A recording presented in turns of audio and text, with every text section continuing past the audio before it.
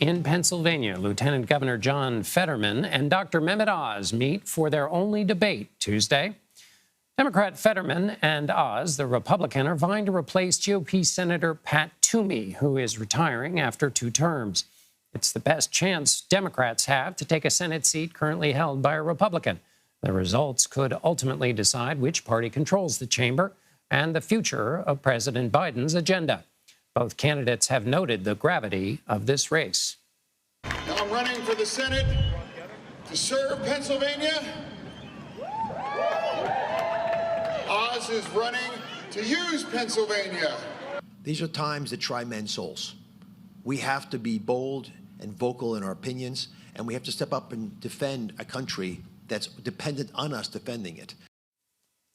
CBS News chief election and campaign correspondent Robert Costa joins me now from Harrisburg, Pennsylvania. Bob, debates, we can go overboard on debates, but this one is important, and it's kind of the last opportunity for each candidate to show an image of themselves to a broad audience. Does each camp have a specific kind of strategy, one thing they would like to get across tonight?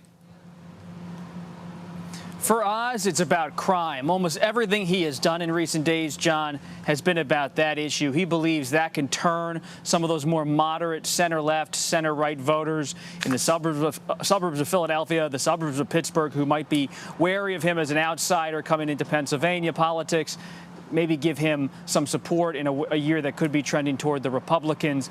Fetterman is a sitting lieutenant governor, suffered a stroke 5 months ago. He has been candid about his recovery process. His doctor has said he is fully able to serve should he be elected to the U.S. Senate.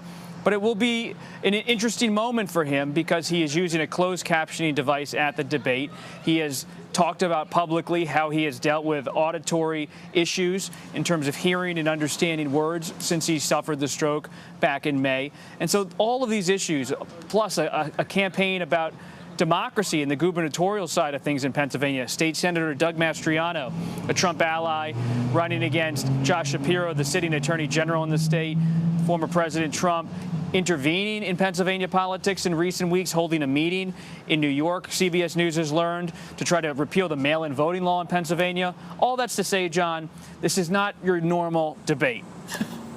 Not at all. And I want to ask you about what President Trump is up to in a minute. But one of the things about this race that seemed to distinguish it from all the other races around the country we've all been paying so much attention to is that Fetterman, for a long time, seemed to be able to get out from under the negative opinion voters have of the Democratic Party, of the party in power, of President Biden. But the CBS News Battleground Tracker poll found Fetterman and Oz are now within about 2 points of each other. Fetterman was up by 5 months ago. So is he now facing what a lot of other Democratic candidates are facing, which is just that political gravity that he's been able to so far escape?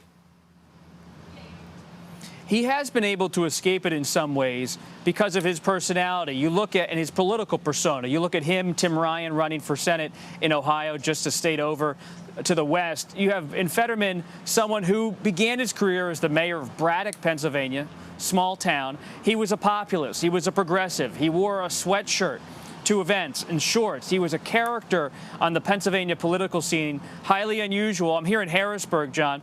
Just behind me is the state capitol with its green dome. And this is a place where you walk around Harrisburg all day. You see men and women in suits, very stern, a town of lobbyists and state political business. John Fetterman walked into all this when he was elected lieutenant governor as someone totally different. And he's held on to that during this race for the U.S. Senate, but he's also aligned himself in a big way with President Biden, with the Biden administration's agenda, and he's running a Senate campaign very much like President Biden ran his 2020 presidential campaign, not as a Bernie Sanders progressive, though he has that past, but as someone who tries to put together the Obama coalition and the Biden coalition, put it together again. Let me ask you his last question, Bob. What you mentioned about President Trump, so working behind the scenes with Pennsylvania Republicans to repeal the state's Act 77, which allows voters in the state to cast mail-in ballots. Is that about this race? Is it about the last race? Or is it about President Trump's next race? Can I answer all of the above? I was hoping you would, John, Bob. This is the wound that will not heal in American politics, but particularly in Pennsylvania politics. Think about it. You have a debate tonight, the lone one in the Senate race. But in Pennsylvania, there's so much talk still at this state capitol about what happened in 2020. And the Republicans in the state nominated State Senator Doug Mastriano, who tried to overturn the 2020 election, working alongside former President Trump to get the Pennsylvania vote changed. And you see the Trump movement still very vibrant in Pennsylvania in some pockets, though Shapiro's ahead in the gubernatorial race. Doesn't mean Shapiro is going to lose.